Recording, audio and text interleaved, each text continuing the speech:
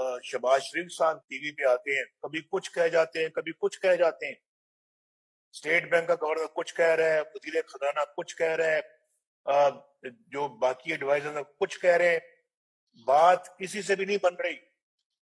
नाअहल नालायक खलंडरों का टोला वो उसको यहाँ पे आके पाकिस्तान के सर पे बिठा दिया गया और शहबाज शरीफ साहब को 22 करोड़ अवाम पर मुसल्लत कर दिया गया।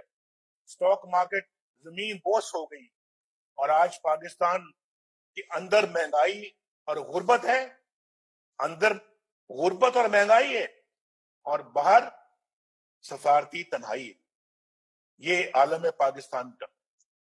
सबज परचम की इज्जत का हाल ये है कि एक बिलियन डॉलर के लिए भीख मांगने के लिए किशकोल ले लेके जा रहे हैं। ये पाकिस्तान को बेतौकीर कर दिया है, बेइज्जत कर दिया है इन्होंने। और इमरान खान को क्रेडिट मिलना चाहिए। ये भी बेचारा देखें घर से बेघर हुआ है, क्या कसूर है इसका, क्या किया इसने, क्या क्राइम कमिट किया है, क्या इन्होंने अपना पाकिस्तान का लूटा है या क्या पाकिस्तान का चोरी किया है। आप जानते हैं भाई, जानते हैं आप अच्छी तरह से। इमरान खान साहब बैठे हैं, पूछें, सबसे पूछते हैं, मुझे पूछें, सबसे पूछें, किसने पाकिस्तान में स्कूल, कॉलेजेस और यूनिवर्सिटियां बनाई? ये इमरान खान यहां बैठे हूं और इनकी टीम ने। अस्पताल किन्होंने बनाए?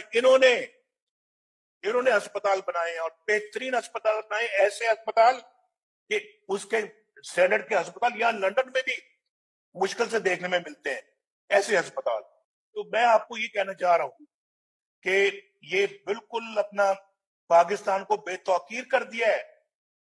American television